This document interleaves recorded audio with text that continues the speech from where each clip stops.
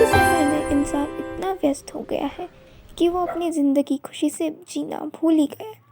हम लोग इस तरह बिजी या व्यस्त हो गए हैं कि हमारे पास खुद के लिए ही वक्त नहीं है।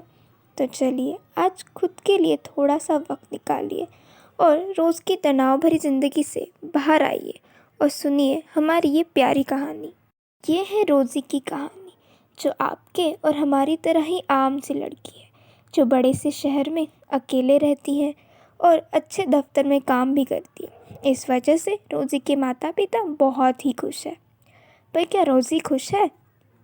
रोज़ी को शहर आए हुए कुछ करीब 6-7 महीने हो गए हैं, पर आजकल रोज़ी अपने काम में बहुत ही व्यस्त हो गई है और धीरे धीरे काम का बोझ भी बढ़ता जा रहा है और इस वजह से उसका स्वभाव में बहुत ही चिड़चिड़ापन सा आ गया है।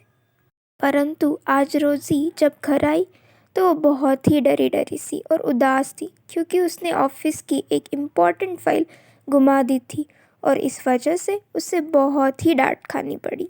घर आते ही उसने घर का एक एक कोना कोना देख लिया, कहीं गलती से तो फाइल यहाँ वहाँ नहीं रख दी, पर उससे वो कहीं नहीं मिली।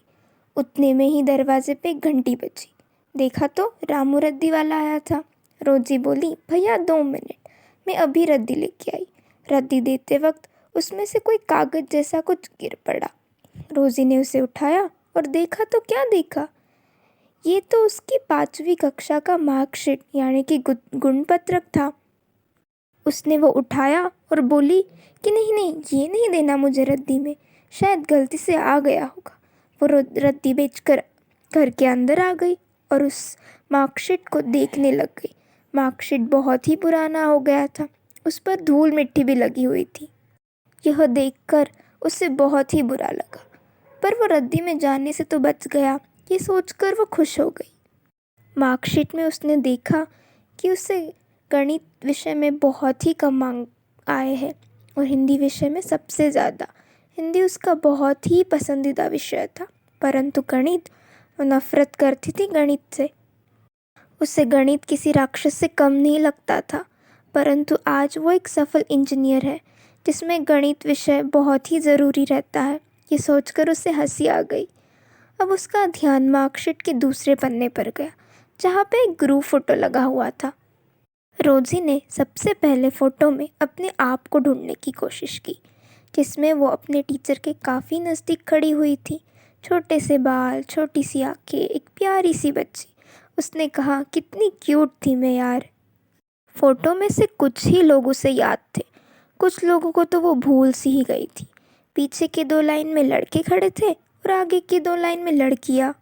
फिर उसकी नज़र कोने में खड़े हुए लड़के के ऊपर गई, जिससे वो बहुत ही अच्छा लगता था, परंतु उसे उसके बारे में और कुछ भी याद नहीं आ रहा था, क्योंकि वो लड़का 5वीं कक्षा में ही स्कूल छोड़ के चला गया था। रोज़ी अपने ही बगल में खड़ी हुई अपनी बेस्ट फ्रेंड नैना को देख के बहुत ही खुश हो गई। वो दोनों ही 10वीं कक्षा तक एक ही स्कूल में साथ में पढ़ते थे। उससे नैना के साथ शेयर किए हुए टिफ़िन से लेके 10वीं कक्षा के सेंड ऑफ के दिन गले लगा के रोने तक के बिताए हुए सारे दिन याद आ गए। रोज़ी की आंखें तो नम सी हो गई। वैसे नैना अब एक डॉक्टर है और वो भी रोज़ी की तरह बहुत ही बिजी रहती है। रोज़ी ने फ़ोटो में मौजूद क्लास टीचर को याद करने की बहुत कोशिश की, पर उसे टीचर का नाम याद ही नहीं आया। रोज़ी ने देखा तो मार्कशीट के पहले ही पन्ने पर क्लास टीचर का नाम लिखा हुआ था, जो कि था स्वाति शर्मा। पर रोज़ी को वो टीचर बिल्कुल अच्छी नहीं लगती थी, क्योंकि वो गणित जो पढ़ाती थी। पर उसे कहाँ पता था कि एक दिन यह गणित पढ़ाने वाली टीचर बॉस की तुलना में इतनी अच्छी और इतनी मासूम बन जाएगी। रोज़ी को वो स्कूल की हर एक चीज़ याद आ रही थी। स्कूल का वो गेट, क्लासरूम, स्कूल का बड़ा सा प्लेग्राउंड जहाँ वो तरह तरह के खेल खेला करते थे, वो बड़ा सा नीम का पेड़, वो स्कूल की घंटी, स्कूल में दिया जाने वाला स्वादिष्ट खाना और इतिहास भूगोल के पीरियड में सो जाना, वो रोज़ रोज़ का स्कूल होमवर्क करना और कभी कभी पेट दुखने का बहाना बना के स्कूल न जाना। रोज़ी की आंखों में पानी आ गया था। सही में क्या ही दिन थे वो। मन कर रहा था वापस से 5वीं कक्षा में स्कूल में चले जाए। रोज़ी को अपने स्कूल की याद में इतनी खो गई थी कि 5 मिनट के लिए ही सही उसके चेहरे पर सुकून राहत आ गई थी। तभी अचानक से फ़ोन की घंटी बजी। रोज़ी अपने स्कूल की यादों से बाहर आ गई। देखा तो सीमा का कॉल था। रोज़ी ने फ़ोन उठाया। फ़ोन उठाते ही सीमा ज़ोर से बोल पड़ी, कहाँ थी इतनी देर, फ़ोन क्यों नहीं उठाया? तेरे लिए गुड न्यूज़ है यार, फ़ाइल मिल गई, बॉस के कैबिन में ही थी। रोज़ी ने ये बात सुन के रोज़ी इतनी खुश हो गई कि वो उसने फ़ोन रख ही दिया और बड़े दिनों के बाद 5वीं कक्षा की छात्रा की तरह चैन की नींद सो पाई वो आज।